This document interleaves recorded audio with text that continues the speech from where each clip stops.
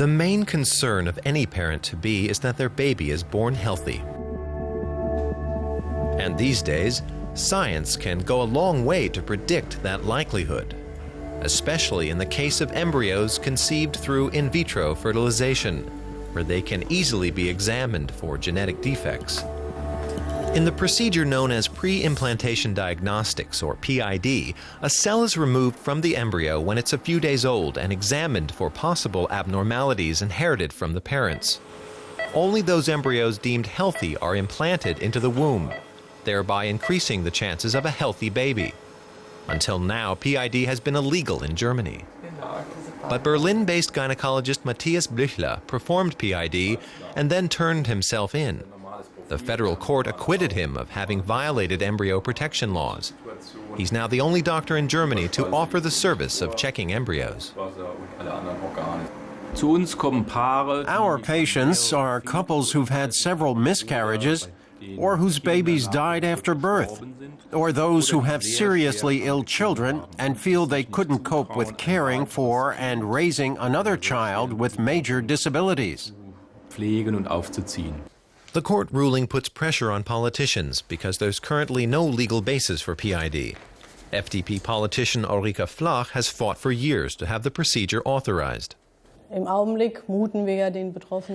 As things stand, we expect the families concerned either not to have children, or to have seriously disabled children, or miscarriages or abortions. These are all things we should not expect of our citizens. Either that, or they will go abroad. 10 EU countries allow pre-implantation diagnostics under strict guidelines. Opponents say the procedure will lead to designer babies, like in the US, where it's already used to select a baby's gender. So where are the boundaries? The German Chancellor is against PID. Having considered all the arguments, and it's not an easy decision, it's almost impossible, if not completely impossible, to find a difference between a serious genetic illness and one that is perhaps not quite so serious, which is why I think we should favor a ban. But not everyone agrees.